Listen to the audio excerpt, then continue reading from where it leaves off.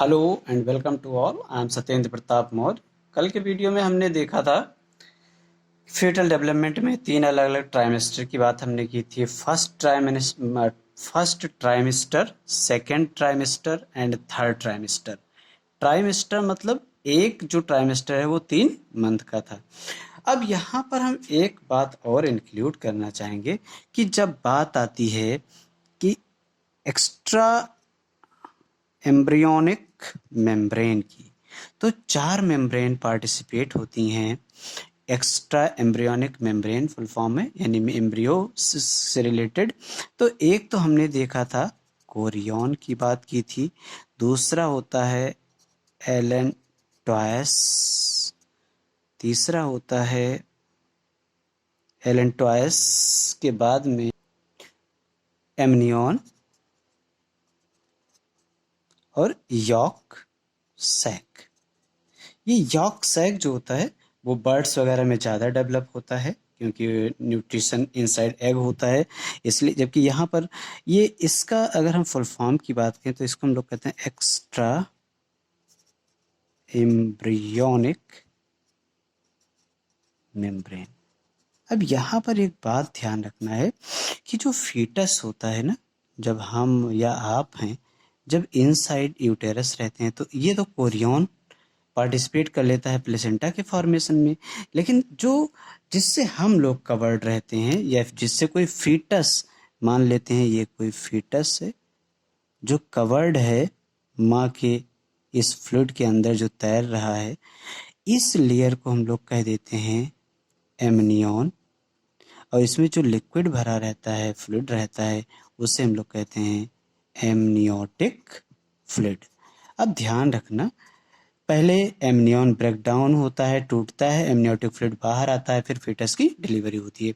आज के इस वीडियो में, ये लास्ट वीडियो इस चैप्टर का, इसमें हम पढ़ेंगे पार्चुरेशन एंड लैक्टेशन। क्या है पार्चुरेशन? डिलीवरी को ही पार्चुरेशन कहते हैं। लैक्टेशन यानी मिल्क का प्रोडक्शन होना, यानी मिल्क ब्रेस्ट फीडिंग करवाना ही लैक्टेशन कहलाता है। हम स्टेप वाइज एक एक की बात करते हैं, आपसे आराम से समझते हुए चलेंगे। सबसे पहले हम यहाँ पर एक्स्ट्रा एम्ब्रियोनिक मेम्ब्रेन हम समझ लिए, तो ये ध्यान रखना है एमनियोटिक फ्लूइड में हम और आप तैरते हैं जब माँ की बॉडी के अंदर रहते हैं, यानी इनसाइड यूटेरस रहते हैं उस समय।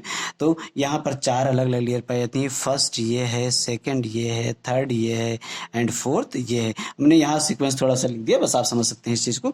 अब यहाँ पर सबसे पहला पॉइंट हम ये देखते हैं पार्चुरेशन में कि व्हाट इज जेस्टेशन, जिसे हम लोग कहते हैं हिंदी में गर्भावस्था काल। क्या होता है जेस्टेशन की? अगर हम बात करें सिंपल शब्दों में, तो एक ऐसा पीरियड जिसमें फर्टिलाइजेशन से लेकर डिलीवरी तक की का टाइम। अब यहाँ पर हमने कहा फर्टिलाइजेशन से लेकर डिलीवरी तक का समय, तो ध्यान रखना डिलीवरी की जब भी बात होती है, डिलीवरी तक का जो समय होता है उसे हम लोग कह देते हैं जेस्टेशन। अब जेस्टेशन को और अगर हम बात करें कि और क्या कह सकते हैं इसको, तो हम लोग इसी को कह देते हैं the average duration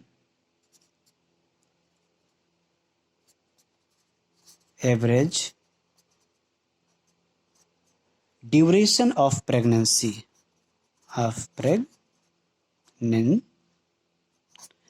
pregnancy is called, क्या कह देते हैं इसी को हम लोग कह देते हैं जेस्टेशन। अब यहाँ पर हम ह्यूमन में रिप्रोडक्शन पढ़ रहे हैं, तो हम ये देख लें कि ह्यूमन में रिप्रोडक्शन जो है, ह्यूमन में जेस्टेशन पीरियड कितना होता है। तो यहाँ पर हम आपको ये बताना चाहेंगे कि जब हम मंथ की बात करते हैं तो हम लोग 9 मंथ की बात करते हैं, 9 मंथ्स की बात करते हैं। लेकिन जब हम लोग वीक्स की बात करते हैं तो यहाँ पर ध्यान फ्लक्चुएशन होगा, इस बात को आप हमेशा ध्यान रखेंगे। ये 38 टू 42 कहीं मिलता है, या कहीं पर 42 मिलता है, यानी 40 से 42, ये क्या मिलता है आपका? वीक्स। सप्ताह की बात होती है, इतने सप्ताह लगते हैं। इमेच्योर डिलीवरी अगर होती है तो अगर 20 वीक्स के अंदर होता है तो उसे अबॉर्शन कहते हैं, उसे इमेच्योर डिलीवरी कहते हैं। 20 वीक्स, ध्यान रखना 20 वीक्स की मैंने बात की है। अब इसके बाद में जेस्टेशन पीरियड तो हो गया। यहीं पर एक बात ये समझ लेना है कि जब जो, चलो लास्ट में बता देंगे कि ईडीडी क्या है, एक्सपेक्टेड डेट ऑफ डिलीवरी क्या है। अब हम बात करते हैं अपने मेन हेडिंग की, जिसे हम लोग पार्चुरेशन लिखा है। तो पार्चुरेशन क्या है? क्या है पार्चुरेशन? क्या है पार्चुरेशन? तो हम लोग जानते हैं कि प्रोसेस ऑफ चाइल्ड बर्थ। क्या? Process of child birth by which fetus is, by which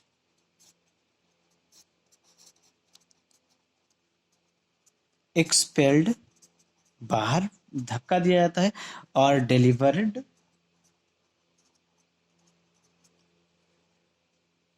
due to, किसकी वजह से? Vigorous contraction of uterus.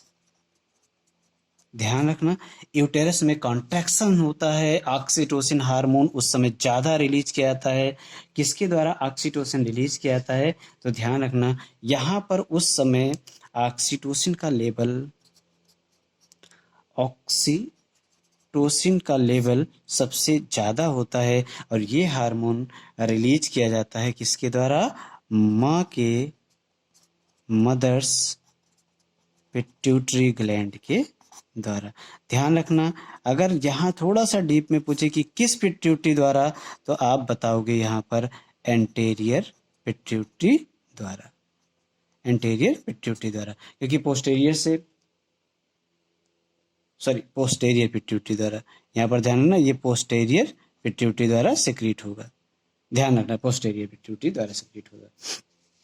अब इसके बाद में कॉन्ट्रैक्शन होता है और फीटस को बाहर की तरफ पुल किया जाता है। इसी प्रोसेस को हम लोग पार्चुरेशन कहते हैं साइंटिफिक लैंग्वेज में। वैसे डिलीवरी भी कहते हैं, यानी फीटस का जब मेच्योर फीटस मेच्योर हो जाता है तो उसका माँ के वूम्ब से, माँ के यूटेरस से बाहर आना कहलाता है। अब इसके बाद में ध्यान रखना, ये पहली डिलीवरी जो हुई वो किसकी हुई? फीटस की हुई। पहली डिलीवरी किसकी हुई? फीटस की हुई। माँ दूसरी डिलीवरी फिर करती है। सेकेंड डिलीवरी जो होती है, डिलीवरी जो होती है वो किसकी होती है? वो होती है प्लेसेंटा की डिलीवरी। किसकी डिलीवरी होती है? प्लेसेंटा। अब हम यहाँ पर एक बात बताना चाहेंगे, प्लेसेंटा डिलीवर होता है कब? चाइल्ड बर्थ के लगभग 20 to 30 मिनट्स के बाद। लगभग कितनी देर बाद?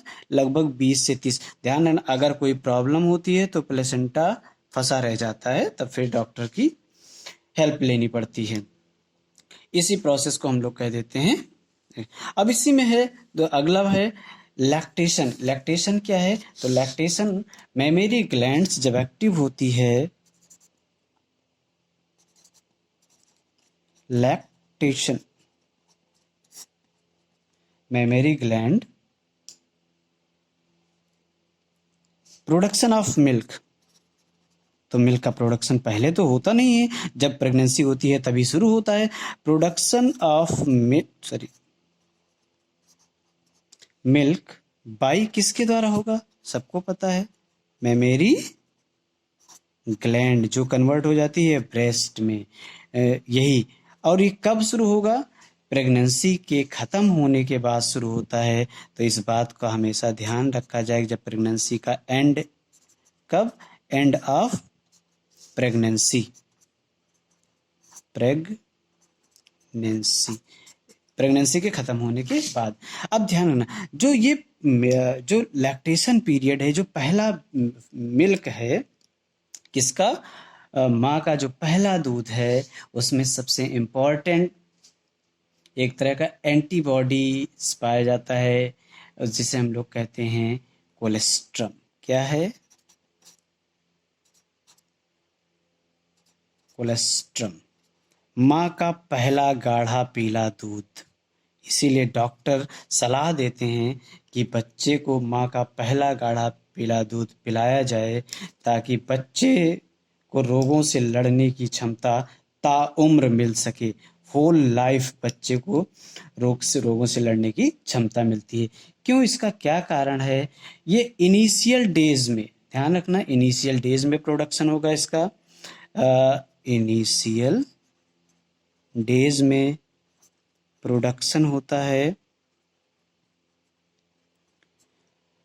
इसमें ये सबसे ज़्यादा, इसमें और क्या पाया जाता है, तो इसमें किस मामले में रिच होता है? ये रिच इन एंटीबॉडीज, एंटीबॉडीज की मात्रा सबसे ज़्यादा होती है इसमें।